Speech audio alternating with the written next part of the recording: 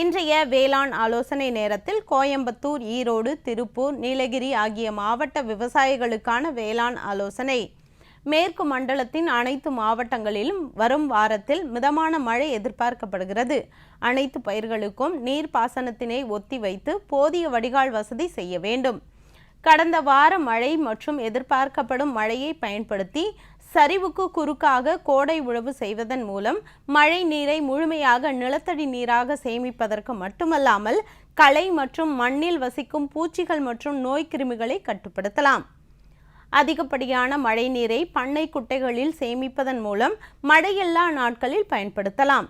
மழை எதிர்பார்க்கப்படுவதால் இரவை கம்பு விதைப்பை மேற்கொள்ளலாம். மேலும் விதைகளை 2% பொட்டாசியம் குளோரைடு கரைசல் கொண்டு கடினப்படுத்தி, அதாவது விதைகளை 16 மணி நேரம் ஊற வைத்து 5 மணி நேரம் நிழலில் உலர்த்தி விதைக்கவும்.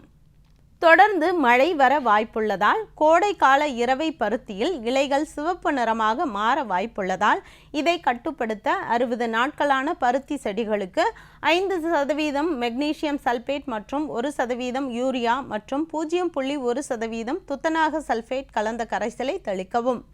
மழை எதிர்பார்க்கப்படுவதால் முன் மற்றும் மத்திய பருவத்தில் நடவு செய்யப்பட்ட கரும்பு வயல்களுக்கு வடிகால் வசதி செய்யவும்.